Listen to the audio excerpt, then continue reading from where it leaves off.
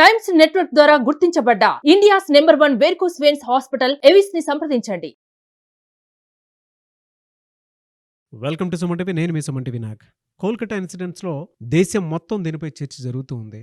And కొత్త కోణాలు, కొత్త విషయాలు, అండ్ దాంతోపాటు కాలేజీకి సంబంధించినటువంటి చరిత్ర కనుక మనం చూసుకుంటే అక్కడ ఈ ఎక్స్ ప్రిన్సిపల్ సందీప్ ఘోష్ చేసినటువంటి అంటే చీకట్లో చేసినటువంటి దారుణాలు ఇప్పుడే వెలుగులోకి వస్తూ ఉన్నాయన్నమాట. సో దీనిపై నరేంద్ర మోదీ గారు కూడా స్పందించడం జరిగింది. అయితే ఇప్పటి వరకు ఉన్న అప్డేట్స్ ప్రకారం కనుక మనం చూసుకుంటే నరేంద్ర మోదీ గారి స్టేట్మెంటు ఈ ఇన్సిడెంట్కి ఫర్దర్గా ఎక్కడి వరకు తీసుకువెళ్ళే అవకాశం ఉంది, త్వరగా న్యాయం జరిగే అవకాశం ఉందా లేదా అనేటువంటి విషయాలు. సో ఆయన ఇచ్చినటువంటి స్టేట్మెంట్ ఏంటి, దాని ఆధారంగా తీసుకొని త్వరితగతిన దీనిపై ఇంకా చర్యలు చేపట్టే విధంగా ఉందా అనేటువంటిది. సో మరిన్ని అప్డేట్స్ కోసం మనతో పాటు హైకోర్టు అడ్వకేట్ రవీంద్రనాథ్ గారు ఉన్నారు. సో అది వారి మాటలో తెలుసుకుందాం. Hello sir. హాయ్ అండి నాగరాజ్ గారు. ఫస్ట్ టైం నరేంద్ర మోదీ గారు దీని మీద నోరు విప్పటం స్టార్ట్ అయింది. సో ఓవరాల్ అప్డేట్ చూసుకుంటే ఏ విధంగా అంటారు? ఈరోజు భారత ప్రధానమంత్రి నరేంద్ర మోడీ గారు మహారాష్ట్రలో జలగాంలో జరిగినటువంటి లఖ్పతి దీదీ అనే ప్రోగ్రాంలో మాట్లాడారు. డైరెక్ట్గా కలకత్తా రేప్ అండ్ మర్డర్ అని ఎక్కడ చెప్పకపోయినప్పటికీ కూడా ఇండైరెక్ట్గా ఆయన చెప్పే మాటలు ఈ కేసుకు సంబంధించినవని చెప్పకనే చెప్పొచ్చు. ఎట్లా అంటే ఆయన ఈ మీటింగ్లో 4 విషయాలు చెప్పడం జరిగింది. మహిళలకు ఏదైతే భద్రత కల్పిస్తున్నామో ఈ భద్రతా చట్టాల్లో కొన్ని మార్పులు వస్తాయి అని ఘంటాపదంగా చెప్పారు. ఇంకొకటి ఈయన ఈరోజు వాడిన మాటలో ఈఎఫ్ఐఆర్ అని ఒక వర్డ్ని వాడారు. అంటే ఇంతకుముందు 2013లో జరిగినటువంటి నిర్భయ యాక్ట్లో మనకి 0 ఎఫ్ఐఆర్ స్టార్ట్ అయింది. ఈ యొక్క మీటింగ్లో మనకి ఈఎఫ్ఐఆర్ స్టార్ట్ అయింది. అప్పుడు 0 ఎఫ్ఐఆర్ ఉండేది. అంటే ఎఫ్ఐఆర్ అంటే ఏంటంటే ఫస్ట్ ఇన్వెస్టిగేషన్ రిపోర్ట్ అంటే పోలీస్ స్టేషన్లో చేసేది. ఇప్పుడు ఈరోజు ఆయన కొత్తగా ఒక వర్డ్ని వాడారు, ఈఎఫ్ఐఆర్ అన్న వర్డ్ని. ఈ ఈఎఫ్ఐఆర్ అంటే మన ఇంట్లో కూర్చునే మన నెట్తో చేసేది అన్నమాట. అంటే దీన్ని ఈ ఫైలింగ్ అంటారు. ఇప్పుడు ఎట్లయితే మనం ట్యాక్స్ని ఎట్లా ఫైల్ చేస్తామో ఈఎఫ్ఐఆర్ నమోదు చేసుకోవచ్చు. అంటే ఇక్కడ తాత్సారం జరిగింది ఈ కలకత్తా రేప్ అండ్ మర్డర్ కేసులో. ఎఫ్ఐఆర్ డిలే అవుతున్న ఉద్దేశంతో ఈఎఫ్ఐఆర్ చేసుకోవచ్చు అని ఒక వర్డ్ వాడారు. 0 ఎఫ్ఐఆర్ 2013లో నిర్భయ ఎప్పుడే జరిగిందో ఆ 2013 జరిగిన తర్వాత మనకి 0 ఎఫ్ఐఆర్ ఆల్రెడీ వచ్చేసింది. అంటే ఒకప్పుడు ఏంటి, ఒక పోలీస్ స్టేషన్ పరిధిలో చేసేదని 0 ఎఫ్ఐఆర్ అంటారు. 0 ఎఫ్ఐఆర్ అంటే ఇన్సిడెంట్ జరిగిపోయింది, ఏదో ఒక క్రిమినల్ యాక్ట్ జరిగిపోతే అదే పోలీస్ స్టేషన్లో చేయాల్సిన అవసరం లేదు. ఎనీవేర్ పోలీస్ స్టేషన్ ఇమీడియట్గా మనం అక్కడ సబ్మిట్ చేసేసుకోవచ్చు. దీన్ని 0 ఎఫ్ఐఆర్ అంటారు. అది ఇప్పుడు ఆల్రెడీ అమల్లో ఉంది. ఇప్పుడు ఈఎఫ్ఐఆర్ అనే ఒక కొత్త వర్డ్ని వాడారు. ఇది భారతీయ న్యాయ సురక్షా సంహిత చట్టం ప్రకారం ఇది సెక్షన్ 154 ఉండేది సిఆర్పిసిలో. ఇప్పుడు సెక్షన్ 154 ఉండేది. ఇప్పుడు బిఎన్సిసి భారతీయ న్యాయ సురక్షా సంహిత, ఇందులో మనకి యాక్ట్ 173 అన్నది ఈ ఈఎఫ్ఐఆర్ను కూడా ఇప్పుడు ఎంటర్ చేయడం జరిగింది. ఆల్రెడీ యాక్ట్లో ఉంది. దీన్ని ఇప్పుడు ఇంకా హెవీగా ప్రోపగాండా చేయాల్సిన అవసరం ఉంది. ఇప్పుడు దీన్ని ఇంత క్లియర్ అంటే ఎందుకు నేను ఈ విషయాన్ని ఇంత క్లియర్గా చెప్పడం జరుగుతుందంటే ఆయన ఒక వర్డ్ వదిలేశారు, వాళ్ళు ఒక వర్డ్ చెప్పారంటే దాని వెనకాల చాలా మీనింగ్ ఉంటుందండి. సుప్రీంకోర్టు పరిధిలో ఉన్నటువంటి ఈ ఇష్యూని చీఫ్ జస్టిస్ చంద్రచూడ్ గారి పర్యవేక్షణలో ఉండేటప్పుడు ఈ ఇష్యూ చిన్న విషయాలుగా కనిపిస్తాయి. అంటే పెద్ద విషయాలే, చిన్న విషయాలు నా ఉద్దేశం కాదు.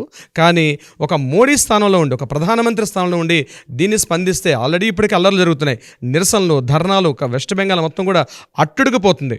కానీ తెలియకుండా ఏదైనా స్పందించడం వల్ల ఏమైనా అనర్థాలు ఉంటాయేమో. ఎందుకంటే సుప్రీంకోర్టు పరిధిలో ఉంది కాబట్టి జాగ్రత్తగా మాట్లాడాల్సిన అవసరం కనిపిస్తుంది. మోడీ గారు చాలా తెలివిగా మాట్లాడారు ఈరోజు. ముఖ్యంగా ఇంకొక మాట మాట్లాడారు దీనికి సంబంధించి నాగరాజ్ గారు. అదేంటంటే ముఖ్యంగా మగాళ్ళకి సంబంధించి పెళ్లి ప్రమాణాలు చేసుకుంటారు. పెళ్లి ప్రమాణాలకు అనుగుణంగా కానీ ఆ మంత్రాలకు కానీ వ్యర్థపరిచి ఏమైనా తేడా చేస్తే ఖచ్చితంగా మహిళలపై నేరాలు కానీ, క్రిమినల్ చర్యలు కానీ, కొట్టడం కానీ, తిట్టడం కానీ, ఇటువంటి నేను విశ్లేషణ చెప్తున్నాను, ఏవైనా నేరారోపణ పనులు చేసినట్లయితే తీవ్రమైనటువంటి పరిణామాలు ఉంటాయి. ఆ ఒక్క మాట చాలండి, అంటే ఏదో ఒక మార్పుగా నాంది తీస్తుంది. చట్టాలు జరుగుతున్నాయి. అందులో భాగంగానే టాస్క్ ఫోర్స్ని ఏర్పాటు చేశారు. బహుశా ఆ రిపోర్ట్ వచ్చాక కూడా ఇంకా అద్భుతమైన మార్పులు వస్తాయి. మనకి ఇందాక నేను చెప్పినట్టుగా అప్పుడు 0 ఎఫ్ఐఆర్, ఇప్పుడు ఈఎఫ్ఐఆర్ వల్ల చాలా మార్పులు జరిగే ఉంటుంది. అంటే ప్రతి మహిళ భద్రతగా రోడ్ల మీదకి వచ్చి నేను నా డ్యూటీ నేను చేసుకోగలుగుతాను, ఎక్కడి నుంచి అంత నా మొబైల్తో కూడా ఎఫ్ఐఆర్ ఫైల్ చేసుకోవచ్చు, పోలీస్ స్టేషన్ రిపోర్ట్ చేసుకోవచ్చు. కేవలం ఏదో కాల్ నెంబర్ చేసి 100కి కాల్ చేయడం కాదండి. నెక్స్ట్ స్టెప్ కూడా ఈరోజు మహిళలకి ఇచ్చే అవకాశం కనిపిస్తుంది. ఈరోజు మోడీ గారు చేసినటువంటి ఆ స్పీచ్లో మనకి స్పష్టంగా కనిపిస్తుంది. నెంబర్ 3, వీటికి కఠినమైన చట్టాలు. బిఎన్ఎస్ ఇప్పుడు ఇంతకుముందు సిఆర్పిసి ఉండేది, ఇంతకుముందు మనకి ఐపీసీ ఉండేది. మోడీ గారు గవర్నమెంట్ 2013 నుంచి దీనిలో కొన్ని మార్పులు తీసుకొచ్చారు. ఇంతకుముందు ఐపీసీ ఉండేది, సిఆర్పిసి ఉండేది. ఇప్పుడు వాటి స్థానాల్లో భారతీయ న్యాయ సంహిత, భారతీయ నాగరిక సురక్షా సంహిత అని పేర్లు మార్చడం జరిగింది. నాట్ ఓన్లీ పేర్లు మార్చడమే కాదండి, యాక్ట్లు దాంట్లో చట్టాలు ఇంతకుముందు ఏవైతే ఉండేవో ఆ చట్టాల్లో రూపకల్పన కూడా మార్పు వచ్చింది. ఇది మోడీ గారు తీసుకున్నటువంటి ఒక గొప్ప పరిణామం. ఇది ఖచ్చితంగా ఒక మార్గనిర్దేశకం, జాతికి ఇంకోవైపు తీసుకెళ్లేటట్టుగా కూడా అవకాశం ఉంటుంది. ఇది ఈరోజు జరిగేటువంటి మోడీ గారి స్పీచ్లో మనకు కనిపించిన విషయాలు. ఇక మనం పాయింట్లోకి వద్దాం నాగరాజు గారు. విషయానికి వస్తే ఈరోజు ఏం జరిగింది ఈ కలకత్తా కేసు సంబంధించి, ఈ August 9 హర్రర్కి సంబంధించి మనం మాట్లాడుకోగలిగితే, ముఖ్యంగా సెకండ్ ఈరోజు జరిగేటువంటి సంఘటనలు, ఈరోజు ఏమేం జరిగింది.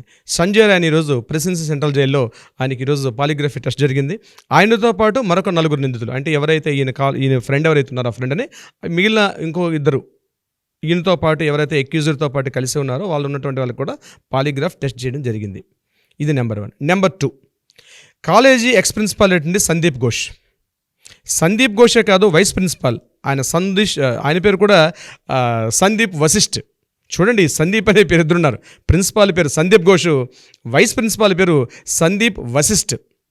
ఆయన్ని కూడా కస్టడీలో తీసుకున్నారు. ఆయనకు కూడా పాలిగ్రాఫ్ టెస్ట్ చేశారు ఈరోజు. ఇక్కడ పాలిగ్రాఫ్ టెస్ట్ జరుగుతుంది. నిన్న జరిగింది సందీప్ ఘోష్కి, సాటర్డే జరిగింది. ఈరోజు సందీప్ వశిష్ఠకి ఈరోజు పాలిగ్రాఫ్ టెస్ట్ చేశారు వాళ్ళు.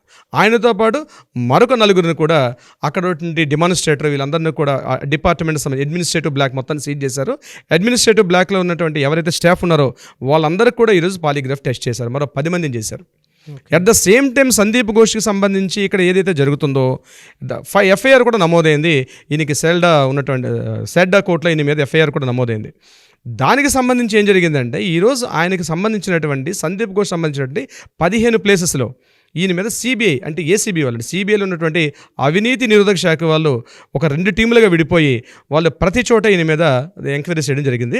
అందులో ఒక టీం ఇంటికి వెళ్ళేసరికి ఇంటిలో తెలియకూడని కొన్ని గుప్త రహస్యాలు బయటపడ్డాయి.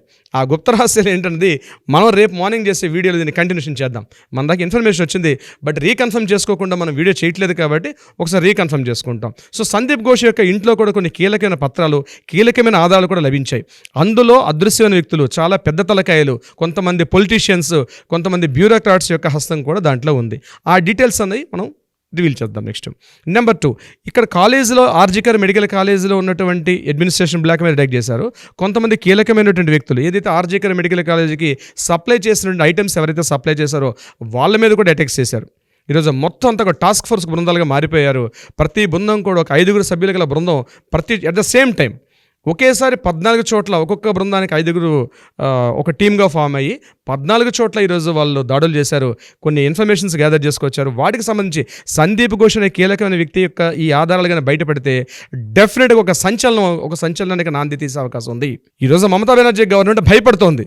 సందీప్ ఘోష్ జైల్లో ఉండడం తనకి ఈరోజు నిద్ర పట్టడం లేదు. ఆల్రెడీ రాష్ట్ర వ్యాప్తంగా సమ్మెలు, ధర్నాలు, రాస్తారోకోలు, హర్తాళ్ళు అన్నీ జరుగుతున్న సమయంలో కూడా ఇవన్నిటి తెలిసినప్పుడు కూడా మమతా బెనర్జీ ఈరోజు హూగ్లీ దగ్గర కొట్టిన 3 గవర్నమెంట్ స్కూల్స్ వాళ్ళు వాలంటీరీగా స్కూల్ టైంలో స్కూల్స్ యొక్క విడిచిపెట్టి వాళ్ళు రాస్తారోకోలో పార్టిసిపేట్ చేశారు. ఇమ్మీడియట్గా ఎడ్యుకేషన్ డిపార్ట్మెంట్ నుంచి ఆ స్కూల్ యొక్క కాలేజీ హెడ్ మాస్టర్స్కి, ప్రిన్సిపల్స్కి షోకాజ్ నోటీసులు వెళ్ళాయి. అది నిజంగా ఎంత ఫూలిష్నెస్గా ఆ డిపార్ట్మెంట్స్ పనిచేస్తున్నాయి అంటే ఇది ఒక క్వశ్చన్ మార్క్ అయింది. దీన్ని దృష్టిలో పెట్టుకొని గవర్నమెంట్ ఆల్రెడీ కొన్ని వేల మంది వచ్చి కూర్చొని రోడ్డు మీద హర్తాలు చేస్తుంటే ఈ గవర్నమెంట్ స్కూల్కి సంబంధించిన స్టూడెంట్స్ అందరూ కూడా వాలంటీర్గా వచ్చి హర్తాలు చేస్తుంటే వాళ్ళని కంట్రోల్ చేసే ఉద్దేశంలో వాళ్ళకి షోకాజ్ నోటీస్ ఇవ్వడం కూడా ఇదొక మిస్టేక్. నెంబర్ 2, మరొక ఇంపార్టెంట్ కీ పాయింట్ చాలామందికి తెలియదు. భారతరత్న అవార్డు ఎట్లా ఇస్తారో at the same time west బెంగాల్లో కూడా బంగారత్న అని ఒక అవార్డు ఇస్తారు. అంటే బంగ్లా వాళ్ళకి బంగారత్నాన్ని ఇస్తారు. ఈ బంగారత్న అవార్డు అన్నది 2019లో పరిమల్ డే అన్నటువంటి ఒక వ్యక్తి దీన్ని స్వీకరించాడు. ఒక టీచర్, ఒక సామాన్య టీచరు. ఆయన చేసినటువంటి అద్భుతమైన సేవలకు గాను ఆ బంగారత్న అవార్డు ఇచ్చారు మమతా బెనర్జీ గవర్నమెంట్ టైంలో. ఈరోజు అతను వాలంటీర్గా వచ్చి స్టార్ట్ అయిందండి. ఇది కూడా ఆయన వాలంటీర్గా వచ్చి నాకు ఈ అవార్డు వద్దు అని చెప్పి ఆయన రిజెక్ట్ చేశాడు. ఆ మొత్తం తీసుకొచ్చి సెక్రటరీ ఆఫీస్లో ఇచ్చేసి ఈ అవార్డు నేను తీసుకోవట్లేదు, మమతా బెనర్జీ గవర్నమెంట్ ఇంత దారుణంగా ప్రవర్తిస్తుంది కాబట్టి ఈ అవార్డు నాకు అవసరం చెప్పేసి అక్కడ ఒక 4 వెళ్ళి ఆ సెక్రటరీ ఆఫీస్లో ఆ ఎడ్యుకేషన్ డిపార్ట్మెంట్ ఎవరైతే అవార్డు ఇచ్చిన వాళ్ళు ఉంటారో అక్కడ హ్యాండ్ ఓవర్ చేసి ఆయన మెల్లగా నడుచుకుంటూ వెనక్కి వచ్చేసాడు. ఇది ఒక చెప్పు దెబ్బ. బహుశా ఇది స్టార్ట్ అయింది ఇట్లా. అంటే చూడండి ఏ స్థాయిలో నిరసనలు వ్యక్తం అవుతున్నాయి, ఏ స్థాయిలో వాళ్ళ ప్రెషర్స్ని వ్యక్తపరుస్తున్నారు చూడండి. దేశానికి సంబంధించినటువంటి ఒక రైట్ జడ్జ్మెంట్ చరిత్రలో ఒక్కొక్క మంచి కోసం జరిగేటువంటి నాంది ఏదైతే ఉందో దానికోసం ఈ ఇన్సిడెంట్ రోజు కొద్ది కొత్త మలుపులు, కొత్త రూపం దాల్చుకుంటూ ముందుకెళ్తూ ఉంది. ఏంటి సార్ అసలు ఎక్కడి నుంచి ఎక్కడికి వెళ్తుంది? ఇనీషియల్ టైంలో మనం డిస్కస్ చేసుకునేటప్పుడు కేసు ఏముంది, తర్వాత వెళ్ళే కొద్దీ ఎప్పుడైతే సంజయ్ రాయ్ని డిఫెండ్ చేసినటువంటి అడ్వకేట్ కవితా సర్కార్ గారు ఎప్పుడైతే ఎంటర్ అయ్యారో ఉరిశిక్ష పడడానికి వీలు లేదు అనుకుని ఆవిడ అటేపు నుంచి ఫైట్ చేస్తుంది. ఇటువైపు ఇతని ఆకృత్యాలు దారుణాలు కనుక మనం చూస్తే సందీప్ ఘోష్ది ఒక్కొక్కటి బయటపడుతూ ఉంటే ఆ కాలేజ్లో అంత పెద్ద స్కామ్ జరిగింది అని అంటే స్టేట్ మొత్తం దాని చుట్టూ తిరుగుతుంది అని అంటే దాని మీద డిపెండ్ అయినటువంటి విషయాలు ఏదో భయంకరమైనటువంటి చాలా ఉన్నాయి. కాబట్టి ఇవాళ మనం దీంట్లో కొత్త ఎపిసోడ్ వస్తూ ఉంది. విషయం ఏంటంటే సంజయ్ రాయ్ వెలుగులోకి వస్తేనే ఈ విషయం వచ్చింది. రేపు సందీప్ ఘోష్ కూడా నోరెప్పుతాడు. సందీప్ ఘోష్ లాయర్లు కూడా దీని మీద రేపు ఓపెన్ అప్ అవుతారు డెఫినెట్గా. ఎందుకంటే సందీప్ ఘోష్ యొక్క వెర్షన్ కూడా మనం వినాల్సి వస్తుంది. అవును, ఆయన వెర్షన్ కూడా రేపు కోర్టు వింటుంది. న్యాయమూర్తి ఆల్రెడీ ఆ ఇన్ఫర్మేషన్ బయట రివీల్ చేయట్లేదు. ఈరోజు నిన్న ఆయనకి సాయంత్రం జరిగినటువంటి పాలిగ్రాఫ్ టెస్ట్తో పాటు ఆయన ఇచ్చినటువంటి సెంటెన్స్లు ఏమి ఇచ్చాడు, వాంగ్మూలం, అది సెంటెన్స్ ఇట్ మీన్స్ వాంగ్మూలం. ఆయన వాంగ్మూలం ఏమి ఇచ్చాడు, సందీప్ ఘోష్ యొక్క అడ్వకేట్స్ జ్యుడిషియల్ కస్టడీలో తీసుకోవాలి. ఇప్పుడు నేను ఓన్లీ ఇక్కడ గుర్తుపెట్టుకోండి, సందీప్ ఘోష్ జరుగుతుంది ఓన్లీ ఇంటరాగేషన్స్ పోలీస్ కస్టడీలో జరుగుతుంది. అంటే ఇక్కడ ఓన్లీ డిపార్ట్మెంట్ సిబిఐ ఇంటరాగేషన్ చేస్తున్నారు. ఇంకా జ్యుడిషియరీ ఎంటర్ కాలేదు దాంట్లో. సంజయ్ రాయ్కి ఆల్రెడీ జ్యుడిషియల్ ఎంక్వైరీలోకి వచ్చారు కాబట్టి ఈరోజు ఆయన వెర్షన్ మనకు బయటకు వచ్చింది. రేపు సందీప్ ఘోష్ కూడా ఈ ఇంటరాగేషన్ కంప్లీట్ అయిన తర్వాత ఈ టోటల్ కేస్ స్టడీని వాళ్ళు హైకోర్టు సబ్మిట్ చేస్తే అప్పుడు జ్యుడిషియల్ కస్టడీలో తీసుకుంటారు. సో జ్యుడిషియల్ కస్టడీలో తీసుకున్నప్పుడు సందీప్ ఘోష్ యొక్క వెర్షన్ కూడా మనకు బయటకు వస్తుంది.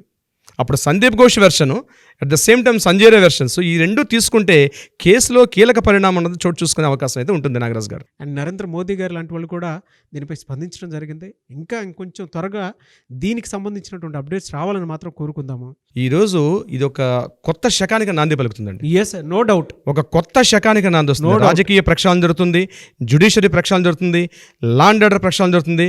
కొత్త మార్పులకు దారితీసే విధంగా ఈ సంఘటన 2013లో ఎలా అయితే నిర్భయ చట్టంలో కొన్ని మార్పులు ఎలా వచ్చాయో ఈ సంఘటన కూడా అభయ పేరు మీద కొన్ని మార్పులకు నాంది వాచకం కొత్త శకానికి దారితీసే విధంగా నాకు కనిపిస్తుంది.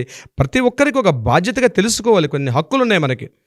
ఏం జరుగుతుంది తెలుసుకునే బాధ్యతగా ఒక పౌరుడిగా, ఒక ఇండియన్ సిటిజన్గా తెలపడం నా బాధ్యతగా. అడ్వకేట్ కన్నా ముందు I mean Indian citizen. So ఎప్పటికప్పుడు అందజేసే ప్రయత్నం చేస్తాను నాగరాజ్ గారు. డెఫినెట్గా అండి. Thank you so much Ravindranath garu. Thank you so much Nagaraj గారు.